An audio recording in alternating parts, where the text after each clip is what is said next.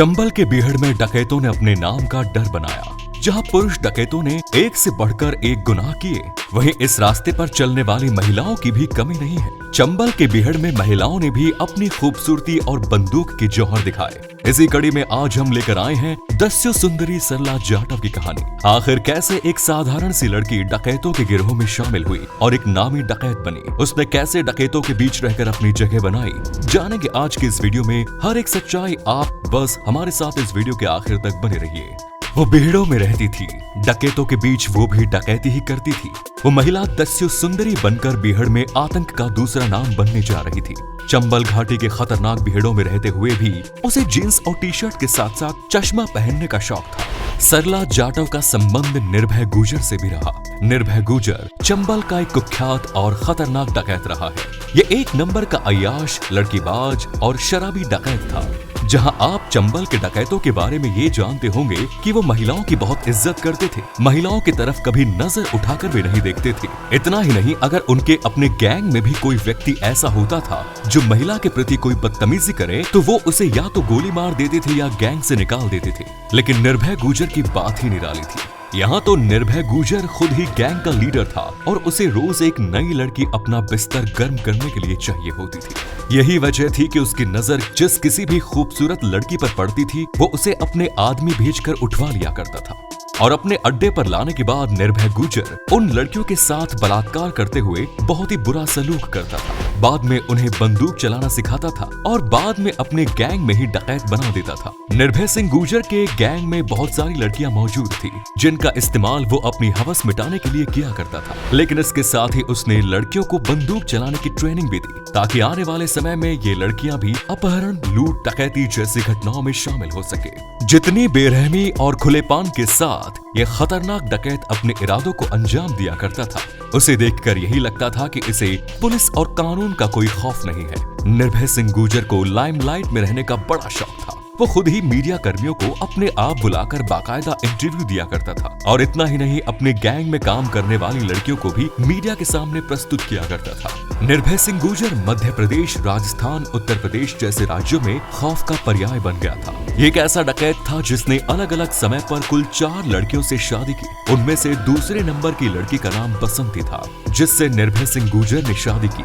बसंती निर्भय सिंह गुर्जर के साथ में रहा करती थी, लेकिन एक दिन बसंती ने मौका देखा और वहां से भाग खड़ी हुई। निर्भय सिंह गुर्जर ने जो बसंती को अपने गैंग में नहीं देखा तो उसने बसंती को ढूंढने के लिए चारों तरफ आदमी दौड़ा दिए। निर्भय सिंह गुर्जर के आदमी बसंती को ढूंढ रहे थे, लेकिन फाइनली वो खाली हाथ लौट आए। निर्भय सिंह गुर्जर अपनी पत्नी की तलाश करता रहा। समय बीतता गया। ये घटना साल 1999 की है, जब निर्भय सिंह गुर्जर को ये खबर मिली कि उसकी पत्नी बसंती गाँव में अपने भाई के साथ रह रही है। ये खबर पाते ही निर्भय सिंह गुर्जर बसंती को ढूंढता हुआ उसके गाँव पहुँच गया।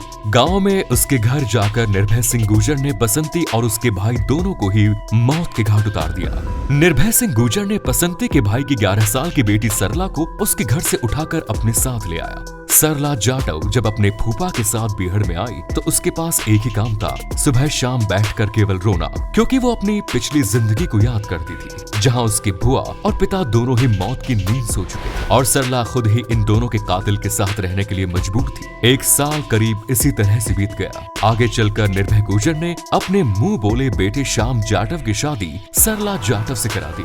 श्याम जाटव भी निर्भय गुर्जर का अपना बेटा नहीं था, बल्कि इस लड़के का भी उसने अपहरण किया था और आगे चलकर उसने उसे अपना बेटा बना लिया। वो श्याम को अपना बेटा बनाकर ही पाल पोस रहा था। जिस समय श्याम और सरला की शादी हुई, सरला की उम्र 11 साल थी। निर्भय गुर्जर के पुत्र वधू के रूप में सरला अब पूरे चंबल के बीहड़ में जाने लगी। गैंग में उसका अपना एक रुतबा था, उसकी अपनी पहचान बनती जा रही थी। कमर में कारतूस का पट्टा लटकाए सरला जाटव अक्सर घूमती हुई नजर आ जाती थी। शुरू में उसे डकैतों के साथ रहने में काफी परेशानी हुई, लेकिन जब उसने डकैतों के नियम कानूनों के हिसाब से अपने आप को एडजस्ट कर लिया तो उसकी मुश्किलें कम हो गई। आगे चलकर वो भी डकैतों के गिरोह में उनके कारनामों में उनके साथ रहने लगी। हत्या, लूट, डकैती जैसे कारनामों में भी उनका साथ देने लगी। आपके मोबाइल स्क्रीन पर जो 2 लड़कियां दिखाई दे रही हैं, उसमें ये गोरी सी लड़की ही सरला जाटव है, जिसके हाथ में बंदूक नजर आ रही है। उसके बगल में खड़ी हुई लड़की नीलम गुप्ता है, जो कि निर्भय गुर्जर का एक और शिकार थी। आगे चलकर गैंग जो भी वारदात करता, उसमें सरला जाटव बढ़ चढ़कर हिस्सा लेती। पुलिस की फाइल में सरला जाटव का नाम महिला डकैत के रूप में लिखा जाने लगा और वो पुलिस की मोस्ट वांटेड डाकुओं की लिस्ट में शामिल हो गई। अगर हम सरला जाटव के पसंद की बात करें तो उसे ब्रांडेड कपड़े, चश्मा, जीन्स पहनने का बड़ा शौक था। होठों पर चटक लिपस्टिक, माथे पर बिंदिया, हाथों में चूड़ियां और उसके बाद उंगलियां बंदूक के ट्रिगर पर रहती। मीडिया में सरला जाटव की जो फोटो और वीडियोस जारी हुए हैं, उनमें वो बाकायदा AK-47 राइफल के साथ नजर आई है। लेकिन जैसा कि हमने आपको बताया कि निर्भय गुर्जर महिलाओं के मामले में बहुत ही कमजोर आदमी था, जहां उसने 11 साल की कमसिन लड़की नीलम गुप्ता को जबरदस्ती उसके स्कूल जाते समय उठवाकर अपनी गैंग में शामिल किया और उसके साथ वो बलात्कार किया करता था। आगे चलकर उसने नीलम से शादी की और उसे अपनी पत्नी बना लिया, लेकिन अब उसका मन नीलम में नहीं लग रहा था। उसकी नजर तो अपने बेटे की पत्नी सरला जाटव पर थी। धीरे धीरे निर्भय और सरला की नजदीकियां बढ़ने लगी,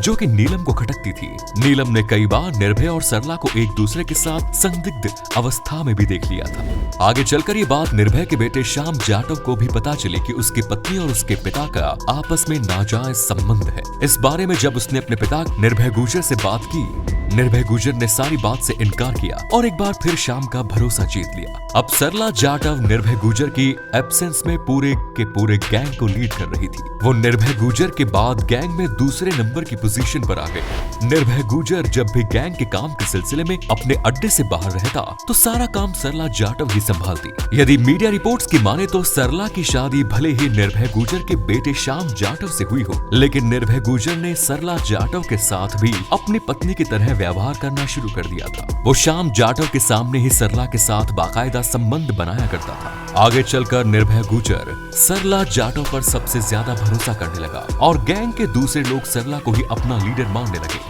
आगे चलकर नीलम गुप्ता, जो जाहिर तौर पर निर्भय गुर्जर की पत्नी थी, वो उसके बेटे श्याम जाटव के साथ भाग गई और फिर उसने कोर्ट में सरेंडर कर दिया। यहाँ से ही डकैतों के इस गिरोह का बुरा वक्त शुरू हो गया। सरला ने बदलते वक्त की नब्ज को पहचान लिया। वो समझ गई थी कि बहुत जल्द ही पुलिस डाकुओं के गिरोह का अब सफाया कर देगी और किसी भी दिन पुलिस की कोई ना कोई गोली सरला का भी काम तमाम कर सकती है। इसलिए उसने साल 2004 में पुलिस के सामने आत्मसमर्पण कर दिया। सरला को उत्तर प्रदेश के इटावा जिले की जेल में रखा गया, जहाँ वो महिला बैरक में रहकर अपना समय बिता रही थी। सरला जाटव के सरेंडर के कुछ दिन बाद ही पुलिस ने निर्भय सिंह गुर्जर को मुठभेड़ में मार गिराया। आज की तारीख में सरला जाटव अपने गाँव में रहकर एक आम इंसान की जिंदगी जी रही है। कोई भी माँ के पेट से डकैत बनकर पैदा नहीं होता, पर उसकी जिंदगी में ऐसे हालात आ जाते हैं जो उसे वो सब कुछ करने के लिए मजबूर कर देते हैं जो वो कभी नहीं करना चाहता था। सरला जाटव की कहानी भी कुछ ऐसी ही है। आप इसके बारे में क्या सोचते हैं? कमेंट्स में जरूर बताएं। जय हिंद, जय भारत, वंदे मातरम।